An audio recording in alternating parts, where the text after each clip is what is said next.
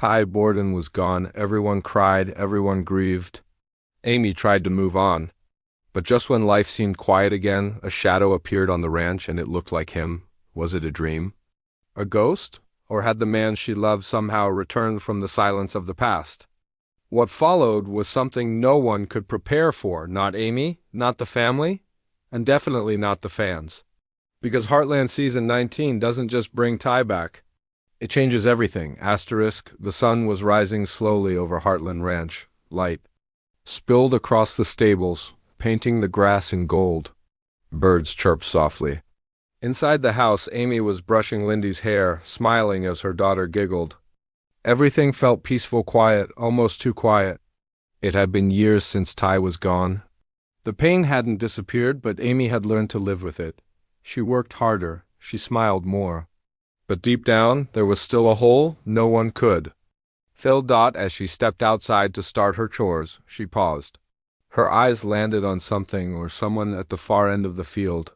Her breath caught in her throat. A figure stood near the fence, facing the horses. He had broad shoulders, a worn leather jacket. His stance was too familiar, too perfect. Amy dropped the brush in her hand. Her heart started to race. She took one slow step forward. Then another. Ty? She whispered. He turned around. Amy stopped. Breathing. It was him. His hair was a little longer. His beard was rough. But those eyes, those gentle, stormy eyes, looked straight at her. Her knees almost gave out. She blinked. Sure, she was seeing things. Maybe she was too tired. Maybe it was a dream. But he smiled. And when he did, her world stopped. Jack came out of the barn with a bucket in hand. He froze too. The bucket dropped. Lou stepped onto the porch and gasped. Tim walked up from the truck and nearly stumbled. It wasn't just Amy seeing it. Everyone saw him. Everyone stared. Ty said nothing at first. He just stood there watching them. His lips trembled like he wanted to speak but didn't know how. Amy ran to him, half sobbing, half afraid. She reached out and touched his face. Warm. Real. He was real. Where have you been? She asked, her voice shaking. Why didn't you come home? Ty looked down, ashamed. It's a long story, he said. But I couldn't stay away anymore. Behind her, Jack finally stepped forward. His voice was thick. Son, is it really you? Ty nodded. Yeah, Grandpa, it's me. Lou was crying now. Tim's jaw was tight, his eyes full of questions, but no one said anything more. Not yet. Not until they knew why he had vanished. Not until they knew what had happened to him. Amy took Ty's hand in hers. He looked older, tired, but something in his eyes was still the same, and something was also different. As the family gathered slowly around him, one question filled the silence between them. Had Ty really come back to stay? Or was this just the start of something even more painful? Asterisk. Ty didn't come back with fireworks. He didn't arrive on horseback or make a big speech. He came back with silence, with eyes full of pain and a heart carrying something heavy. As the family sat inside the Heartland house that evening, everything felt still. The walls seemed to listen. The old wooden floor creaked under quiet footsteps. Amy held a cup of untouched tea in her hands. Her fingers trembled. Ty sat across from her, his eyes fixed on the fireplace, as if afraid to look directly at anyone. Finally, Jack broke the silence. You owe us the truth, son. Ty nodded slowly.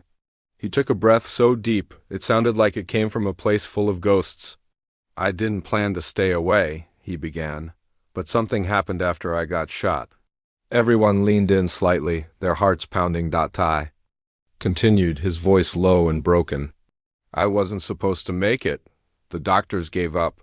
But someone didn't, a woman named Dr. Alira. She found me after I was moved to a military rehab clinic in the Yukon. She wasn't just a doctor. She was doing research in trauma care. She asked to take me into her private program. Amy's eyes narrowed just slightly. I couldn't remember much at first, Ty said. And when I started to remember, I was angry. At everything. At myself. I didn't want to come back until I was better. I didn't want Lyndy to see me like that. Tim folded his arms. So you chose to vanish? Not even a letter? I wrote them, Ty said. But I never sent them. I was ashamed. Then he looked at Amy. Every day I thought of you, of Lyndy, of this ranch, but I told myself, if I came back broken, I'd only hurt you more. Amy's lips parted, but no words came out. Her heart hurt, not just from the pain of missing him, but from imagining him lying somewhere alone, thinking he didn't deserve to come home. Why now? Lou finally asked. Ty looked up at her. Because I healed enough to face the truth. But also, he hesitated, because Elira pushed me to go. She said it was time. Amy's chest tightened. She had heard that name before. In one of the letters Georgie had read online, Dr. Elira Hennings, a trauma therapist known for deep emotional bonding during long recovery treatments. Amy didn't say it, but the name left a sting. Lou picked up on it. Did you feel something for her? Ty was silent. That silence said enough, but then he looked at Amy again. She helped me survive. But that doesn't mean I stopped loving you. Those words hit like a wave, warm and cold at the same time. Amy didn't know whether to cry or breathe. She wasn't ready to ask what "help me survive" truly meant. Behind her, Jack stood up and placed a hand on Ty's shoulder. You're here now, that matters, but we've all got wounds. Don't expect them to close overnight. Ty nodded. He looked back at Amy, his eyes soft. I just want to earn your trust again. Amy said nothing. She just stared at him. Outside the window, snow began to fall, quiet, soft, and slow, like the start of something new, or maybe the slow end of something once beautiful. In that moment, no one had all the answers, but one thing was clear. Ty's return had opened old doors. And behind one of them, a new story was waiting. He was home, but it didn't feel like peace. When someone you've buried walks back through your front door, everything changes, even the air feels different. The Heartland family was used to holding things together. They were strong.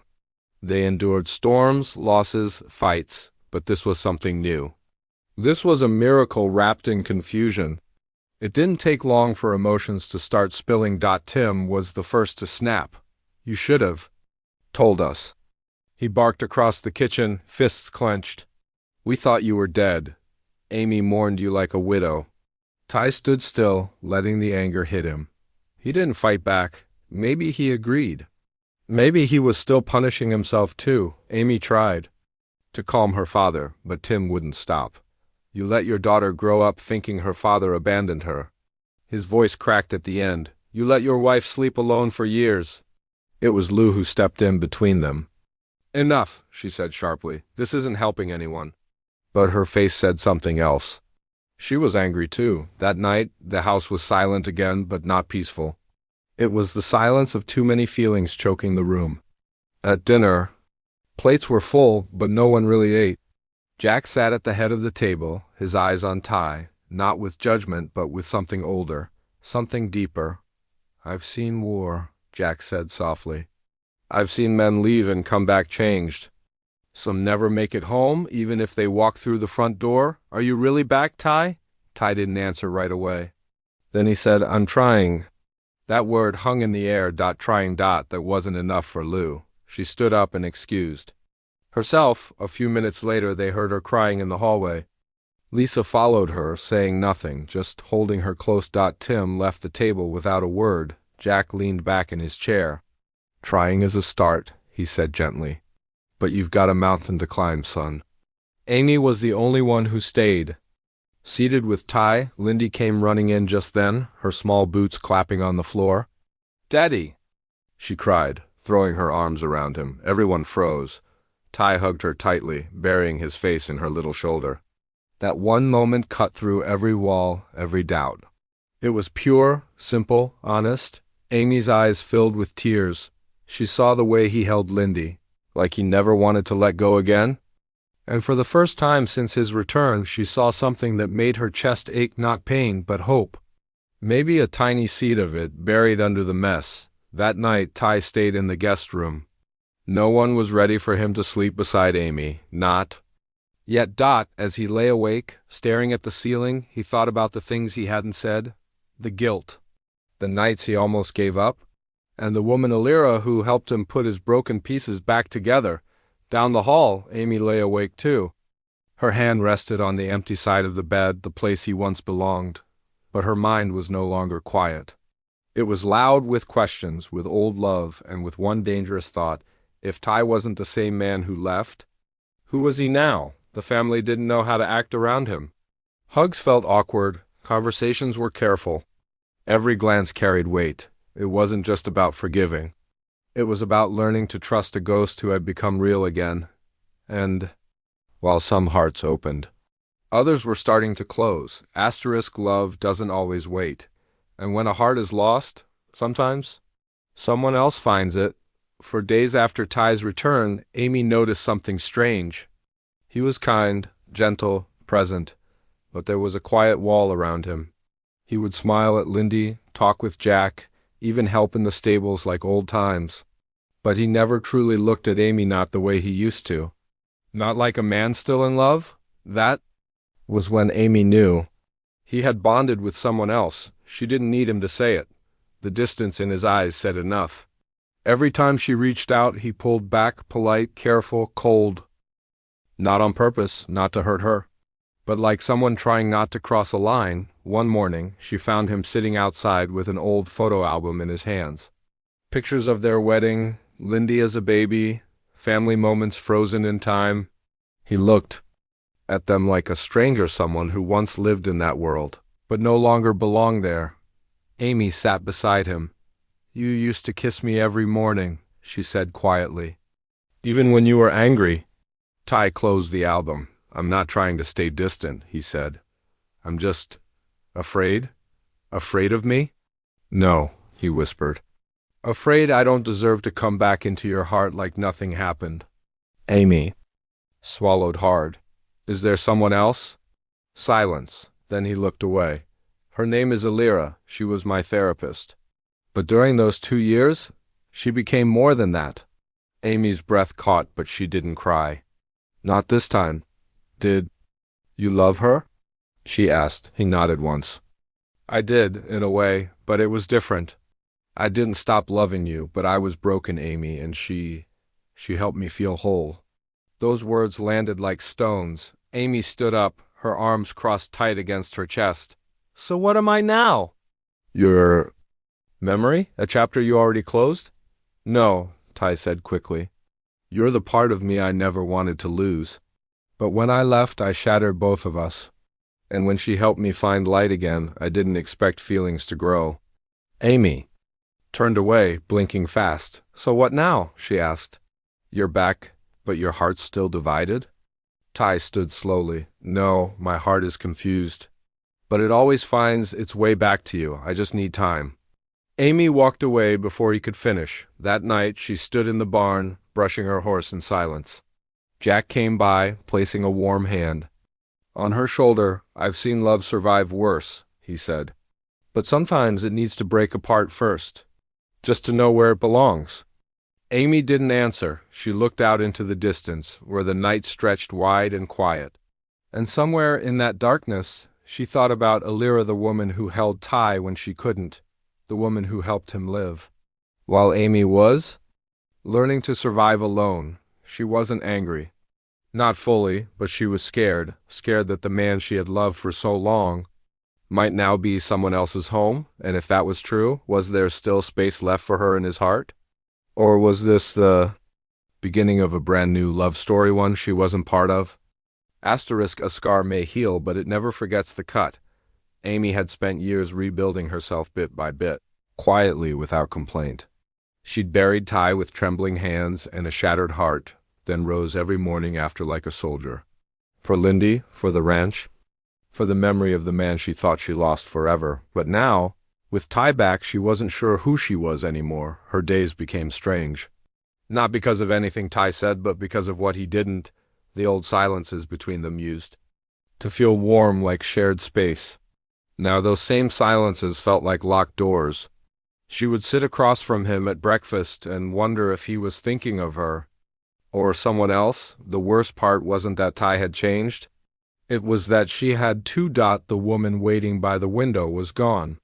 In her place stood someone stronger, but someone who no longer knew how to trust easily. One afternoon, Amy found herself alone in the loft, holding a photo of them with Lyndy at the lake. Ty had his arms around her. Amy was laughing, water splashing at her knees. It had been such a normal day. And now it felt like a dream from another lifetime. Georgie walked in quietly. "You okay?" she asked. Amy didn't answer right away. Then she held up the picture. "How do you forgive someone who didn't mean to hurt you, but still did?" Georgie sat beside her, thinking carefully. "Maybe you don't need to forgive right away. Maybe you just start listening to your heart again." Amy nodded slowly, but her heart wasn't making any sound. It felt lost. Later that evening, Amy wandered into the barn alone. She ran her fingers over the brush, the saddle, the old wood she knew better than her own reflection. This place had always made sense. Horses didn't lie. They didn't hide feelings. You could read them in a glance. She missed that kind of honesty. So when Ty showed up quietly behind her and said, "We need to talk," she didn't look at him. She just kept brushing the horse. "I know I've made a mess," he said, "and I don't expect you to fix it." "You're right," Amy replied, "because I'm not the same woman who begged you to come back. I stopped waiting, and I had to learn how to breathe without you. I understand." "I'm not sure you do." She finally turned toward him. "You came back with a heart that's been touched by someone else, and I don't hate you for that. But I don't know how to let you close again. I don't know how to forget the nights I held Lyndy alone while thinking you were cold in the ground." Ty looked down. His lips pressed tight. "I'm not asking you to forget," he said. "I'm asking you to let me earn a place again." Whatever that looks like, Amy wanted to say yes. She wanted to fall into his arms and believe that everything would heal, but love doesn't come just because you want it to. Sometimes love needs to be tested in the dark before it can shine again. She stepped past him, toward the barn doors. "I don't know what's ahead, Ty, but I'm tired of pretending." "I'm okay." "I'm not, and maybe you aren't either." The wind moved softly outside, carrying the smell of hay and snow. In that moment, Amy realized something important. She still loved him. But love alone wasn't enough anymore. She needed truth, patience, time, and above all, she needed to find herself again before trying to love someone else. Because sometimes, healing doesn't mean going back. It means choosing whether to begin again. Some stories don't end with a goodbye. They end with a pause and a question. Ty stood outside under the open sky, staring out at the hills he once called home. The same hills that knew his footsteps. The same wind that once carried Amy's laughter toward him while he worked the ranch. But tonight, that wind felt colder. The ground under his boots felt unfamiliar. Like he was a guest in a place that used to be his whole world. Inside the house, Amy sat beside Lyndy, brushing her daughter's soft hair. The little girl had no idea what storm was moving through the adults around her. To her, her father was simply back and that was enough, but to Amy, nothing was simple anymore. That night, after Lyndy was asleep, Ty knocked gently on Amy's door. She opened it slowly, her face calm but unreadable. "Can we talk?" he asked. Amy stepped aside and let him in. They sat on the edge of the bed, not touching, just close enough to feel the space between them. "I know I said I need time," Amy began. "But I also need something from you, not just words, something real." Ty reached into his coat and pulled out a folded letter. "I wrote this for you, over a year ago. I never sent it." Amy hesitated, then opened it slowly. The handwriting was rough, like it had been written with shaking hands. The words were raw, honest. Ty had poured his pain into the page, his regret, his fear, his memories of their life together. He spoke. Of Lyndy's laugh, of Amy's strength, of the nights he cried alone, whispering her name into the cold. By the time she finished reading, her hands trembled. "Why didn't you send it?" she asked, tears building in her eyes. "I didn't think I was allowed to ask for forgiveness," he said. "Not after disappearing like I did. But I kept writing, because it made me feel close to you." Amy looked down. "And Elira, is she still in your life?" "No," Ty said firmly. "She helped me when I needed it, but she told me something before I left. She said, 'You don't belong with someone who patched you. You belong with someone who built you.'" Amy felt the tears fall then. I built you once, she said softly. But when you broke, I didn't get to hold the pieces. Ty reached out and touched her hand. Let me build. With you again. Not as the man I was, but as the man I want to become. If you'll have me. There was silence between them again, but this time it was gentle. Amy didn't speak. Instead, she leaned forward, resting her forehead against his. They didn't kiss. They didn't promise forever. But they breathed together like two people remembering what it felt like to truly exist in the same moment. Downstairs, Jack sat near the fireplace, sipping tea. He heard nothing from above, but he smiled. Sometimes, beginnings don't look like fireworks. Sometimes they begin with forgiveness, with stillness, and sometimes with a letter that finally found its way home. But even now, one question still waited in the shadows. Was this truly a new beginning, or just a soft, beautiful end? Asterisk sometimes, it's not the words that matter, but the silence after they're spoken. The next morning, the Heartland Ranch felt different. It wasn't louder, it wasn't brighter, but something had shifted. The air was lighter. The kind of calm that comes after a storm, not because the damage is gone, but because everyone survived it. Amy stepped out onto the porch with a quiet expression, a warm cup of coffee in her hands. She looked out over the fields, where the frost still clung to the grass and the horses moved slowly, peacefully. Behind her, the door creaked. She didn't need to turn around to know it was Ty. He didn't say a word. He just stood beside her. They shared the sunrise. Not as a couple, not yet, but as two souls beginning to rediscover something that once seemed lost forever. Their fingers brushed for a moment. It wasn't a promise. It wasn't a full return. But it was something. Inside the house, Jack watched them from the window, a slow nod to himself. Lou was at the table reading a message on her phone, her face shifting with concern. Something was happening in Hudson. Something urgent. Georgie stepped into the kitchen, her face full of purpose. I'm going back to training, she said. If Ty can come back, so can I. Lisa smiled. We all find our way back eventually. One step at a time. Just then, Lyndy came running down the stairs, still in her pajamas. Mommy, Daddy. Come see. Amy and Ty turned together as she led them into the living room. There, on the wall, was a new drawing. A family of three, Amy, Lyndy, and Ty holding hands under a rainbow sky.